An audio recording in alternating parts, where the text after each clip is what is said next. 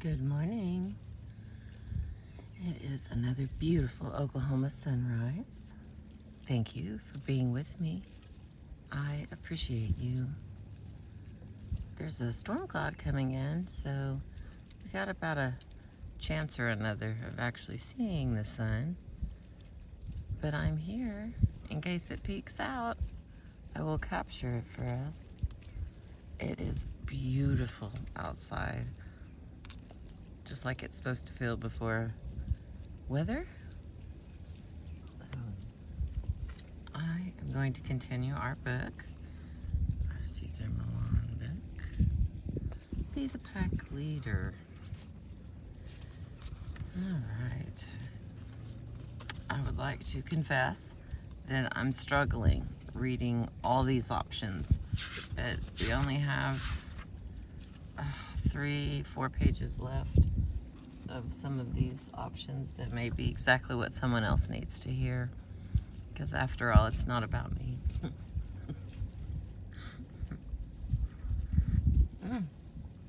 Thankful for my coffee this morning from my beautiful friend at Tank and Tummy. I appreciate you. Here we go. Page 113. The citronella collar. One option for people who don't feel comfortable with an e-collar for barking problems is a citronella collar, which has only been marketed in the United States since 1995. There's some sun, hallelujah. A study at Cornell's College of Veterinary Medicine found that this method, which uses a puff of natural citronella released under the dog's chin, the same plant-based substance used to make the anti-mosquito candles that you buy for your patio in the summer.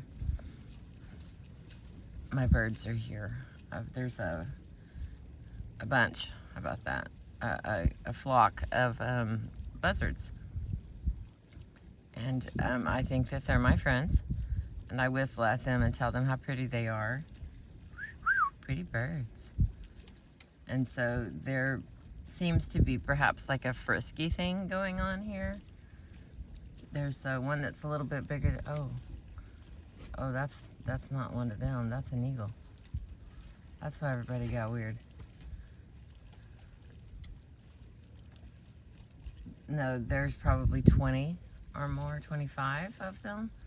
And they're dancing around, and one of them seems to be getting more attention than the other ones. And she appears to be just slightly larger, which I had never noticed before. And she kind of ignores them, and they all dance around, and then that's as far as I've seen it go. But there's a lot of them in a very frisky mood this morning. Okay, back to this citronella collar. Stay with me, I'm getting to the good stuff. All right, it's actually more effective than electronic collars for what they refer to as nuisance barking. A microphone in the collar activates the substance, which startles the dog because it is a strange, unfamiliar smell that irritates the dog's very sensitive nose. Because the dog's nose... Oh, oops.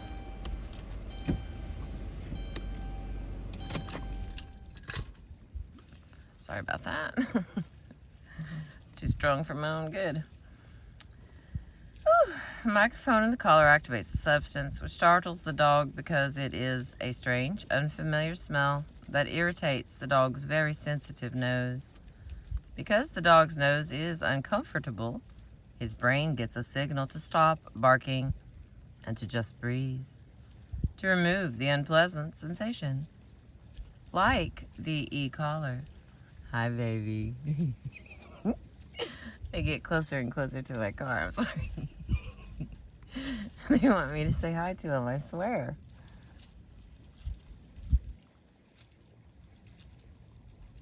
There's so many birds being quiet ever since the eagle showed up. My word. Stop looking around, Crystal.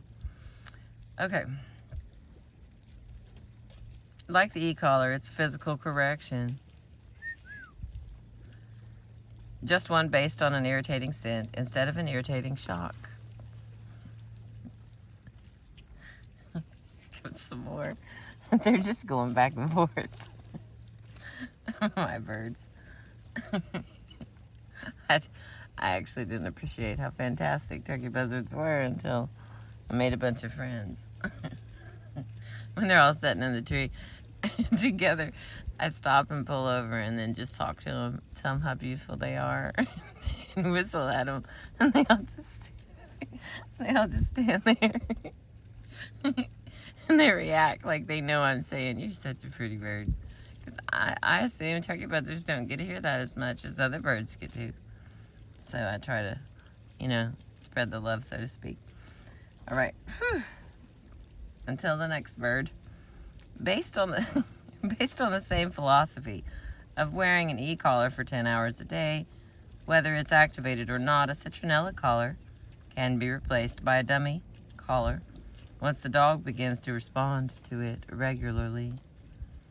But like older electronic collars, the microphone in citronella collars can be activated by other sounds, including the barking of other dogs, but only if the noise is within 4 inches of the unit. If you choose this device, make sure the microphone is adjusted by a professional so that you are being fair to your dog and not correcting him for something he has not done. The whole point of both e-collars and citronella collars for barking is for the collar to be a temporary measure. But in both cases, a dog can easily outsmart his human and realize that when the collar's not on, he can do as he pleases. That's why consistency is vital in both cases.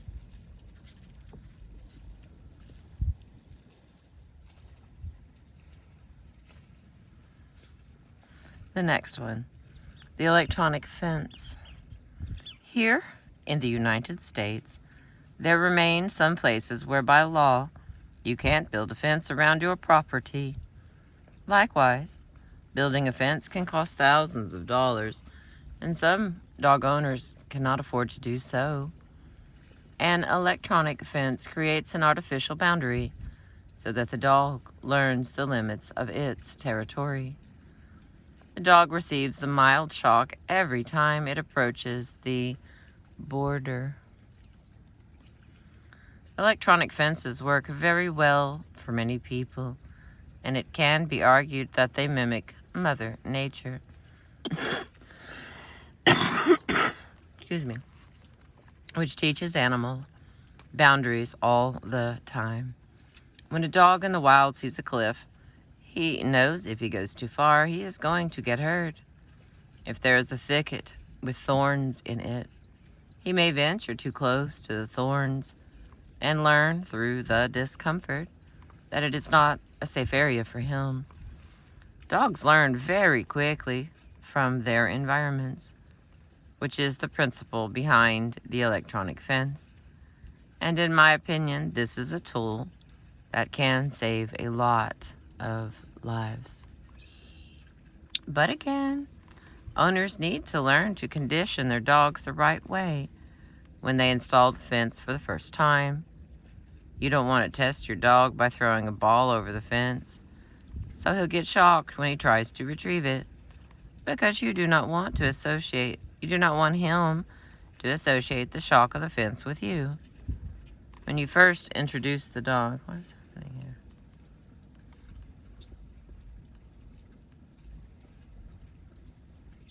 When you first introduce the dog to the fence, make sure he is either tired, out, or at a low energy level, because a very high energy dog might ignore the shock just because he is so excited. Dogs in excited and fixated modes can be impossible to condition. Let your dog get tired out, and then let him explore the new boundary on his own. You may only get one chance to do it right, and it may be a matter of life and death for your dog. Where are we moving? There we go. And the next category is scat mats. Scat mats are based on the same philosophy as the electronic fence.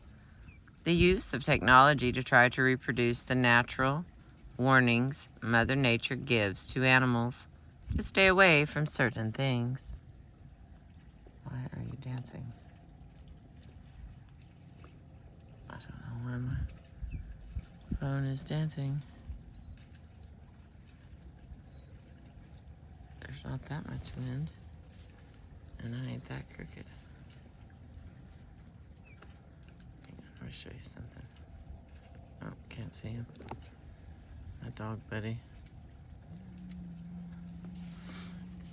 I'm a word. Stick to the... Okay, here we go. Scat mats are based on the same philosophy as the electronic fence. The use of technology to try to reproduce the natural warnings Mother Nature gives to animals to stay away from certain things. The scat mat was originally intended for cats, which have a habit of climbing up on furniture, counters, bookcases, you name it. And it's made up of a plastic mat with a net of wire. Inside, usually powered by a 9-volt battery. It emits a 3-second pulse. Again, the level of the shock is about the same sensation as we humans would receive from a carpet shock based on natural static. The shock causes the cat to jump off the counter and generally, after 2 or 3 experiences, to avoid that piece of furniture in the future. Of course, it serves the same purpose for dogs. Like the electronic fence, but at a lower intensity, scat mats succeed because the animal associates the consequence with the environment. As in all electricity-based devices, it's important that you, the owner, make sure the product is in good working condition, that there are no loose or frayed wires or anything else that could make this tool dangerous for your pet or your children. And next, other behavioral tools. Granny's newspaper.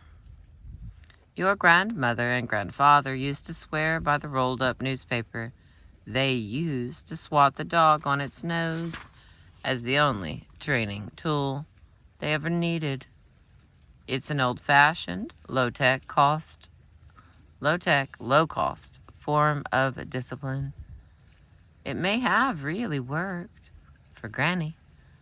As I've already mentioned, the very act of picking up the newspaper was probably what empowered Granny, and that act became associated in the dog's mind with something he shouldn't do. But any kind of discipline that involves hitting with the hands can cause very negative complications for dogs. Being hit is not a natural thing in a dog's world.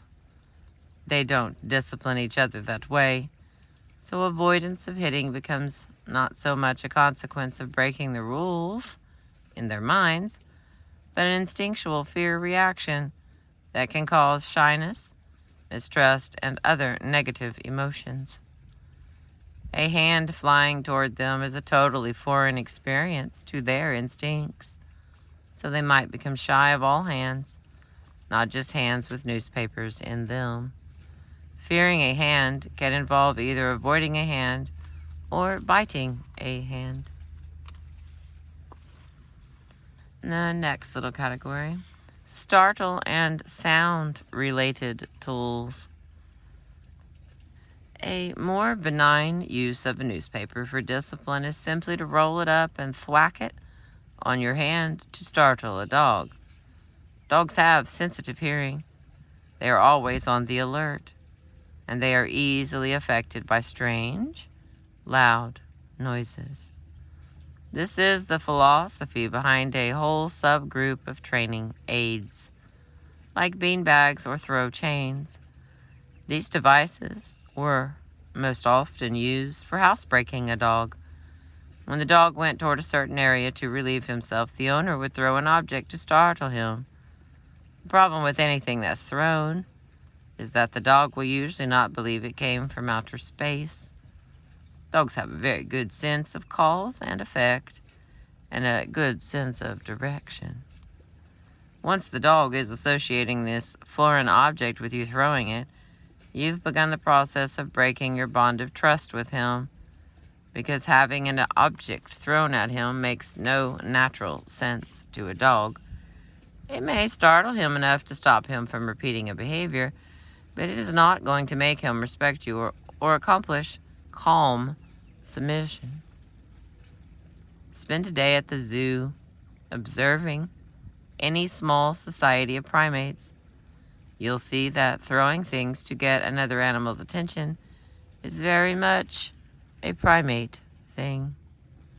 Go to a large kindergarten class at recess and you'll witness the same thing. It is a natural, inborn primate activity, but it's definitely not a canine activity. I'm a big believer in behavioral techniques that mimic, as closely as possible, what dogs do with each other or how they learn in nature. In order for this technique to be effective at all, first, you have to surprise the dog. Second, you have to be stealthy, like a hunter, throwing the object so the animal doesn't know exactly where it came from. Third, you have to carry the objects around with you at all times. And fourth, you have to be absolutely precise. You have to have absolutely precise timing for the correction. It's a technique that requires patience, precision, and a certain degree of inconvenience. And though it does work in theory and is, to most people, humane, in my experience, 9 out of 10 people will fail at it. They'll quit out of frustration. And the next one, or the last one, spray bottle. The spray bottle is considered by many to be another humane way of addressing a dog's negative behavior. But it is, by definition, a more confrontational approach. Like any of the startle tools described above, its effectiveness depends totally on consistency and timing, which means the owner must carry the spray bottle around with her everywhere she goes. In my experience, this method is about 40% effective, and then for specific behaviors only. Also, it is not a 100% safe method for dogs have developed eye, ear, and nose irritations and infections, and other minor health problems from incorrect use of the spray bottle. In my opinion, like anything used to hit or throw at a dog, it is not a method of discipline that is natural in their world. And remember, the dog cannot help but associate you with the spray bottle, so remaining calm and assertive is a must.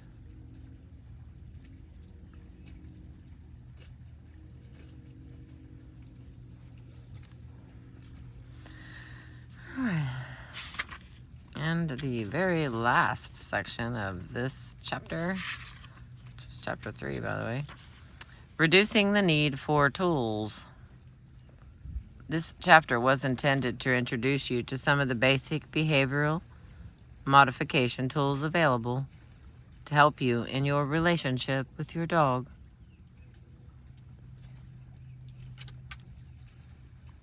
I don't advocate any tools more than any other tools overall, though as is clear from my descriptions above, I think some tools work better than others in certain situations and with certain types of dogs. Others may disagree. Hi, baby.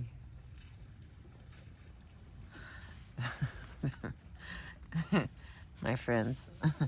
My bird friends. All right.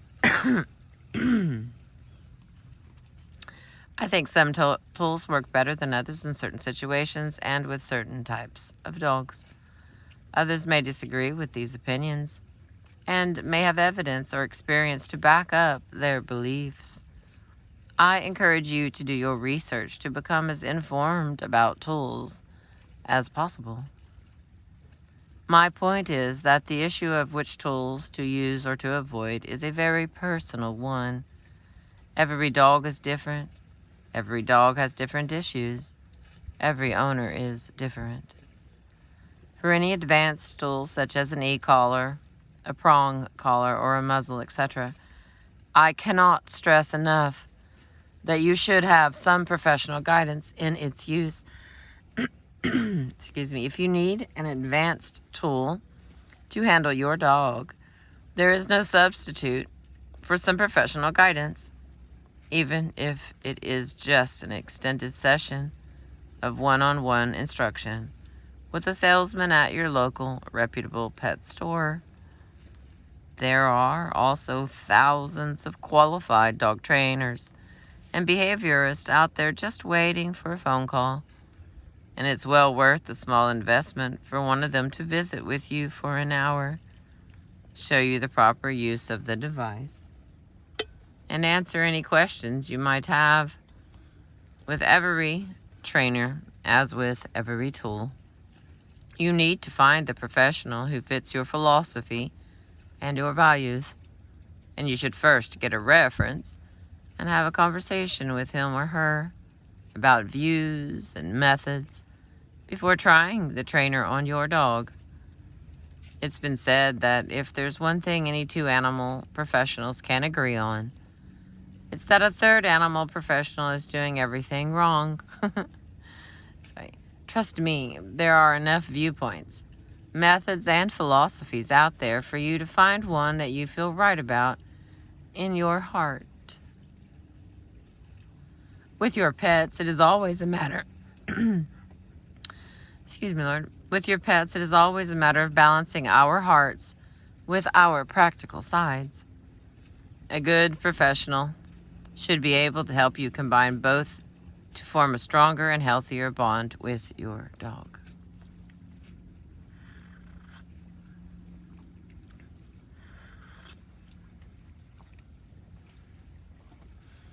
Oh. All right. Ultimately, I think any tool that you choose... It's wiggling. It just stopped wiggling. Okay.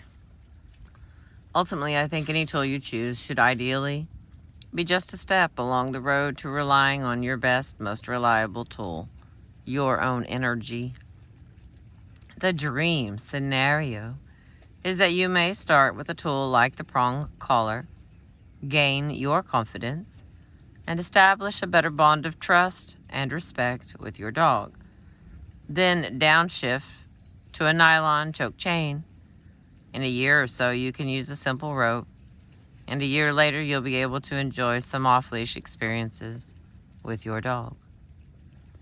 Should you feel bad if, after 3 years, you still have to use a more advanced tool to control your dog? Of course not. Does that mean you should give up working on your leadership skills and trying to be a stronger pack leader? No.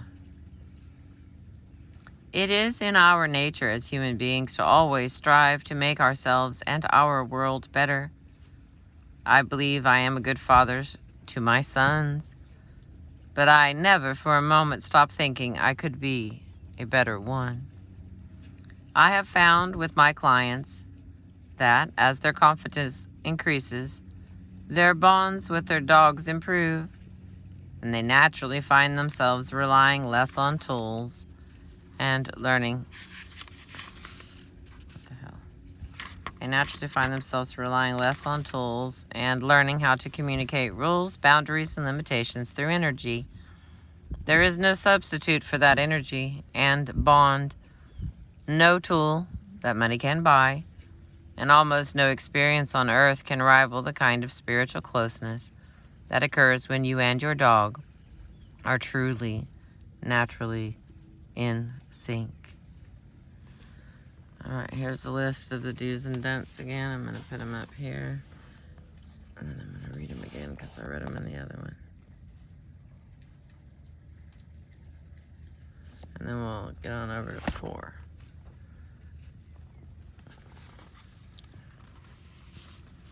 Do's and don'ts of tools.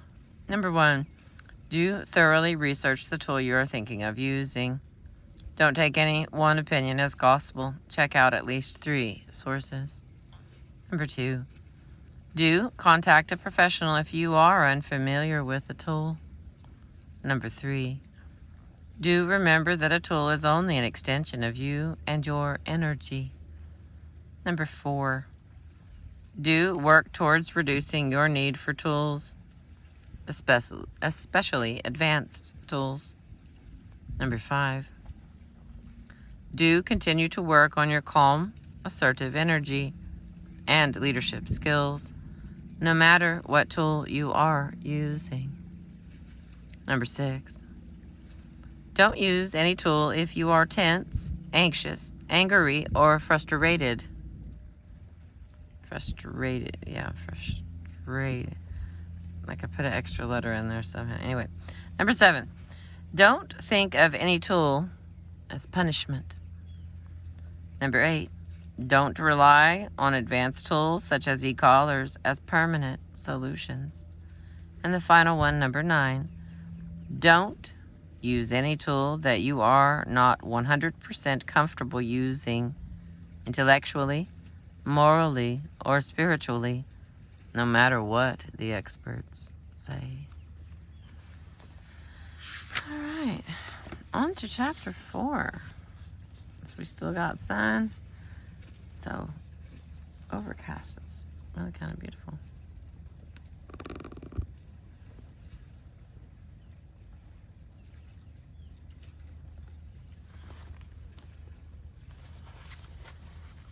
All right, hang on, friends.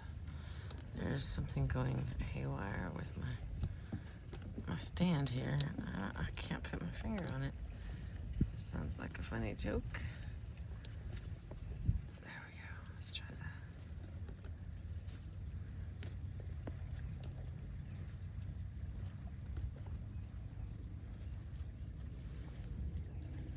that. Okay.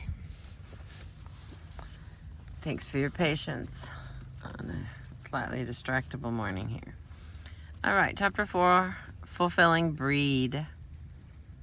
A really companionable and indispensable dog is an accident of nature. You can't get it by breeding, and you cannot buy it with money. By E.B. White. We have friends who are hunters. Marley and me, author John Grogan mused. They come over here, take a look at Gracie, and say, wow, what a waste for a non-hunter to have such a magnificent hunting dog, because they can see that she totally has that instinct. It was the summer of 2006, and Marley, the beloved yellow Labrador Retriever, who had won hearts all over the world, had died. I had come to a peaceful corner of rural Pennsylvania to see John and Jenny Grogan, Marley's devoted owners, about their new Labrador Retriever, Gracie. And while the beautiful Gracie was the same breed as Marley, her issues were very, very different. Or were they? The Grogans, Gracie, and me. After they had finished mourning the loss of their adored Marley, the Grogans realized, like so many of us do, that their house would not be a true home again without a dog in it. 9 months after Marley's passing, Jenny went to a breeder and picked out an adorable, purebred Labrador who resembled their lost friend. Because Marley had been so high energy and rambunctious, Jenny was attracted to the apparent calmness of this puppy and brought her home, figuring that after 13 years of Marley, the odds were in favor of them getting a perfect dog this time. The family named her Gracie. True to Jenny's expectations, Gracie did grow up to be a much calmer and more sedate dog than Marley. Unlike her predecessor, she didn't devour furniture or clothes, or injure herself trying to dig through walls to escape whenever there was thunder outside. Gracie didn't have Marley's fear of noises, his hyperactive energy, or his burning need to fling his entire body at every stranger who entered the house.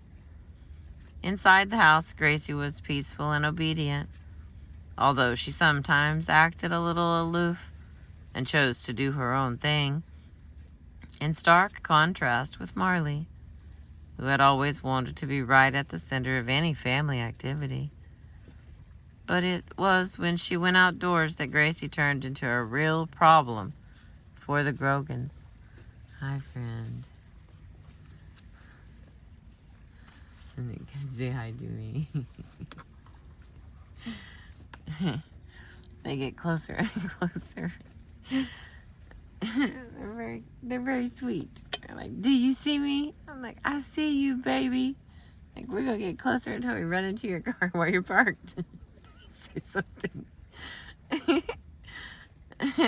They find me other places. It's not just here.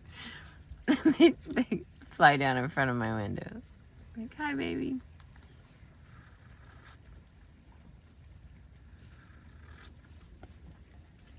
In my black van, I probably look like the biggest turkey buzzard out here. I'm surprised I'm not getting any dances. One of the birds is not like the other ones. There's still a young eagle hanging with them. All right, back to the story. When they come to say hi to me, it makes my heart warm. Makes me very happy. Oh, okay. John and Jenny own a sprawling 2-acre property surrounded by hills, trees, streams, and lakes, squirrels, rabbits, and other animals. A peaceful, private oasis and perfect paradise for any dog. They installed an underground, invisible fence to create boundaries for Gracie and allowed her to roam freely on their land all day long. Like so many of my clients, they mistakenly assumed that she was getting plenty of exercise on her own without daily walks with the family. Once Gracie left the house, however, she transformed into a completely different dog. She would refuse to come in when called, and the only way Jenny could get her to go back in the house was to bribe her with slices of bologna. It works great until you run out of bologna, Jenny told me wistfully. The other problem, which the Grogans thought was completely unrelated to Gracie's lack of consistent obedience, was Gracie's obsession with hunting. She would spend all day stalking and devouring any small animal or bird that passed through the yard. The family had several chickens that provided them with eggs and that roamed free around the property, helpfully eating bugs and other garden pests. Of course, the family became attached to the chickens and treated them as pets. Unfortunately, 2 of those pet chickens met their maker after Gracie trained her predator eyes on them. She ate Liberace, Jenny admitted with a grimace. You look differently at your dog once she's eaten another one of your pets. The Grogans moved the invisible fence so that the chicken coop was about 4 feet away from the boundary that Gracie wouldn't cross, but she still stalked them obsessively, and therefore they couldn't be let out to roam anymore. And of course, when she was deep into her predator mode, not even bologna could entice her to obey her owners.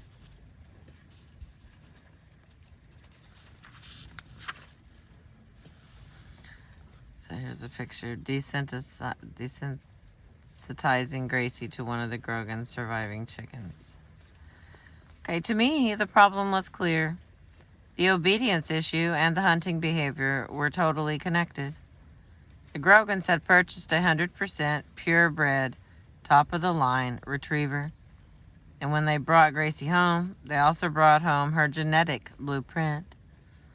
Although Gracie was trusting, loyal, and friendly, the Grogans were not fulfilling her needs as what I call animal dog first, with structured exercise and clear rules and boundaries and limitations. Because of this, they were coming smack up against her breed, which took over as a way for her to drain all that excess energy and frustration. The more purebred the dog, the more intense are the needs of the breed in her. Gracie's genetics, her breed, were making her into a single-minded, focused, and exceptional hunter. But not a very respectful pet. Excuse me.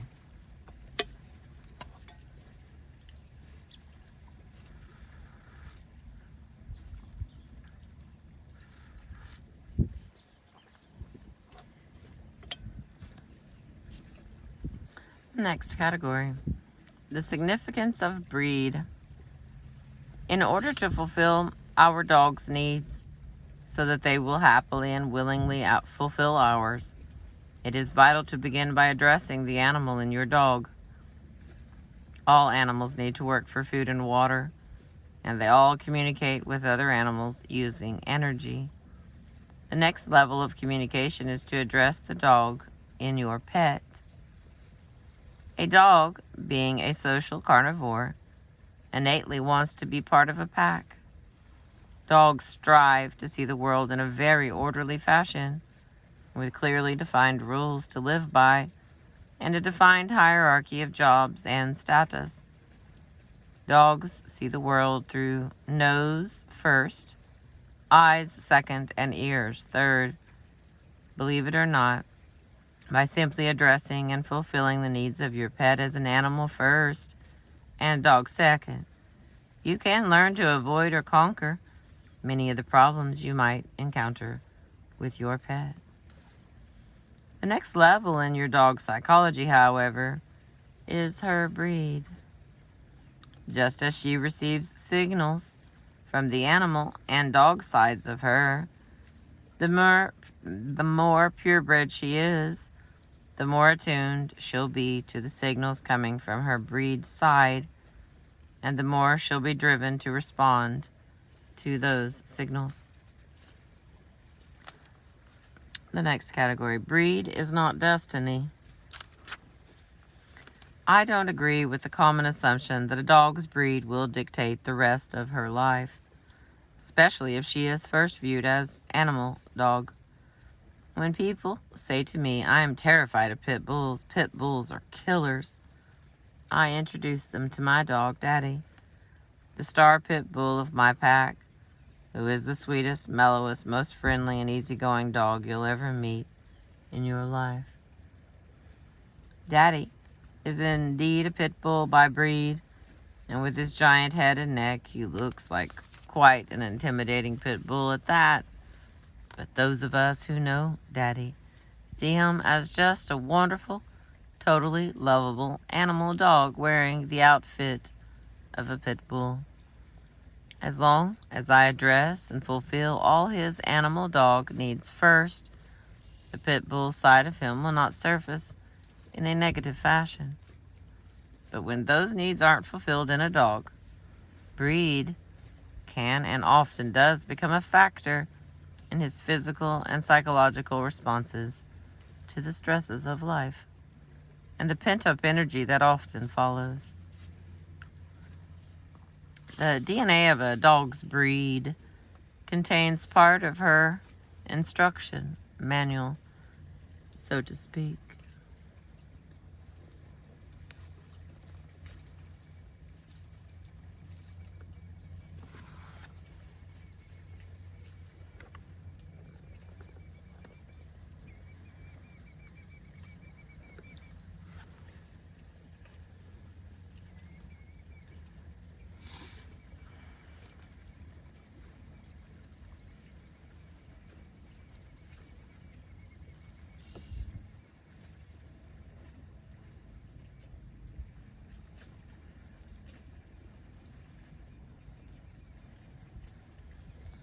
Someone's complaining.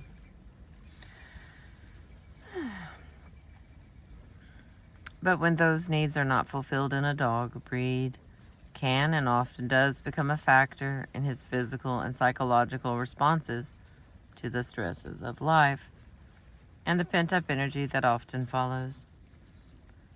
The DNA of a dog's breed contains part of her instruction manual, so to speak. Your dog's breed is made up of what she was built for. So the more purebred she is, the more likely she will draw on the characteristics of her breed in order to release excess energy and frustration. I started working with my dog Daddy when he was 4 months old. If I had not given him vigorous daily exercise when he was younger, if I had not been clear and consistent about his rules, boundaries, and limitations from the time he was a pup, and if I did not stay on the job 100% of the time as his unquestionable pack leader, then if he became frustrated, perhaps Daddy's pit bull genes could have driven him to become destructive.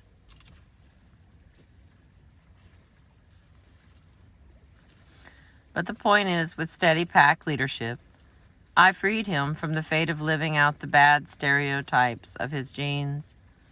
Even the half-dozen other pit bulls in my pack, all of whom were aggressive either to humans or dogs before their rehabilitations, are no longer doomed to forever play the role of the killer pit bull.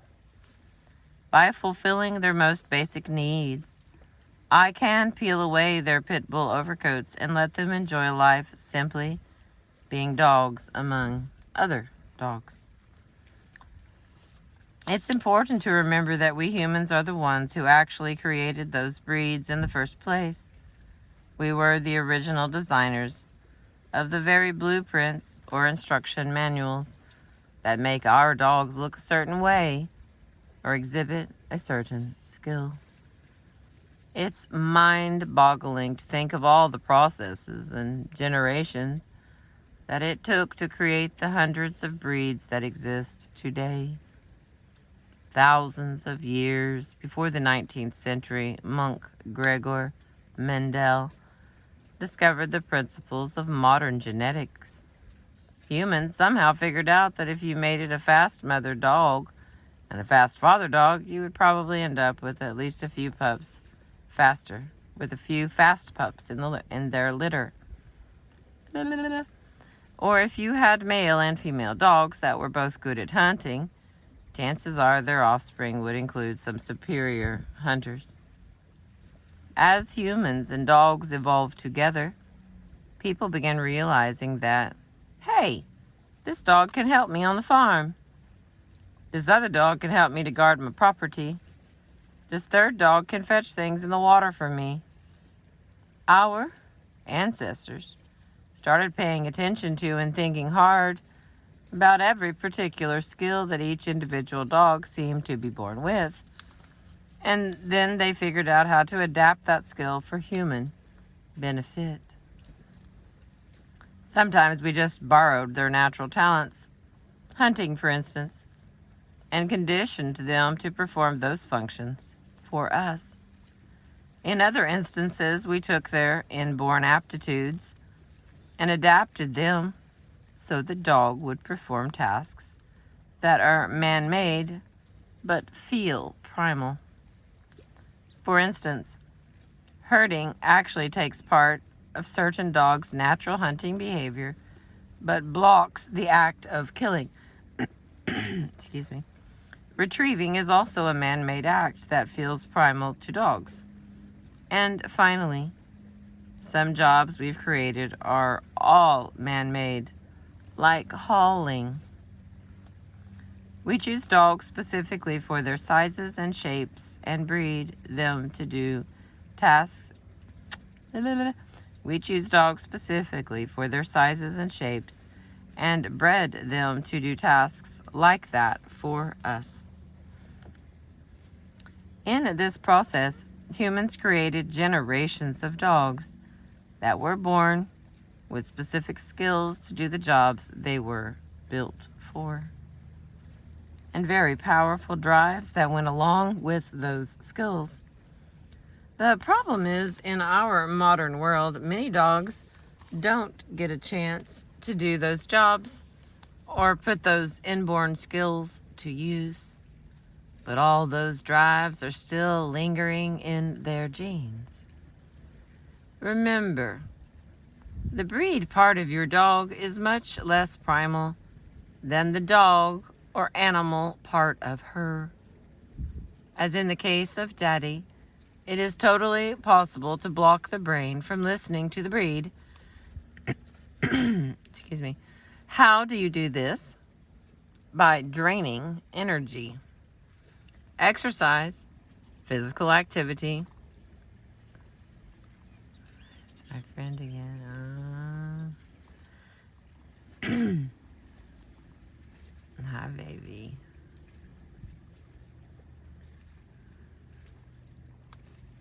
How do you do this? By draining energy. Exercise, physical activity, and psychological challenge are the 3 ways to drain energy in any dog. Nothing trumps the vigorous walk, done correctly, as primal exercise for draining energy. If you walk for a longer period of time or at a faster pace, the dog has to use her energy for endurance, leaving less of it left over for breed-related activities.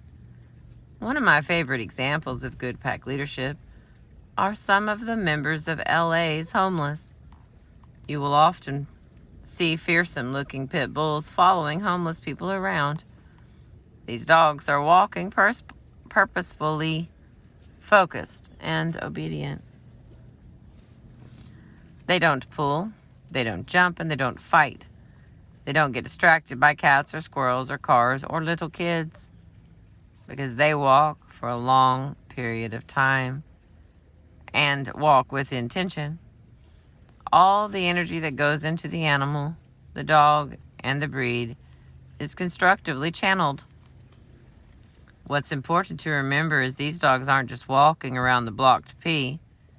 They are walking with a powerful intention. They feel in a primal way that they are using their skills to survive.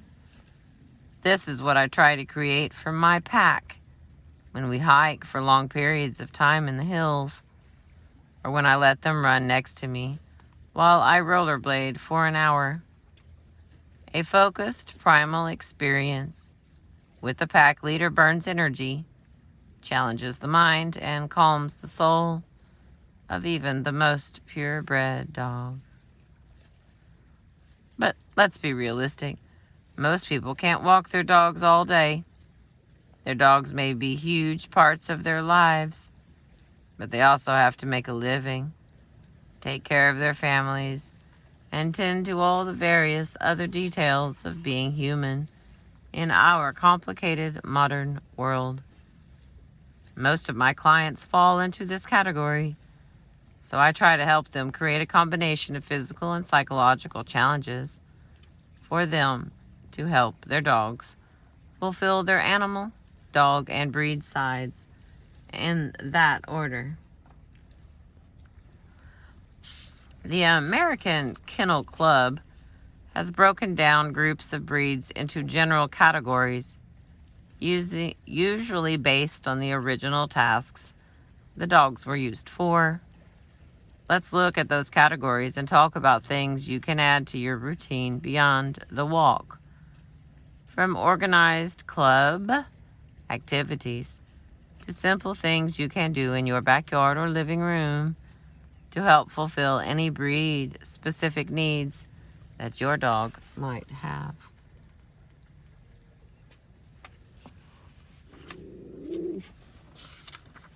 I don't think they're bothering us.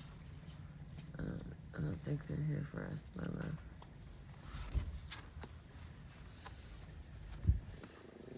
I know. And it's hot, I know.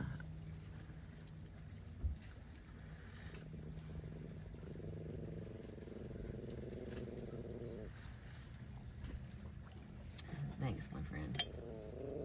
I know. You're here to keep me safe. I know. Let's see, we are at almost 50 minutes. What we've got in the next category is the sporting group. Fulfilling sporting dogs. I'm trying to decide. And then the hound group. And the Dachshund Therapy and yeah, this is going to be all the grouping, so I'm going to try to put that together. I'm going to stop now. Mostly because I'm hot. I'm very, very hot. Okay, we are on page 129 of Cesar Millan with Melissa Jo Peltier. Be the pack leader.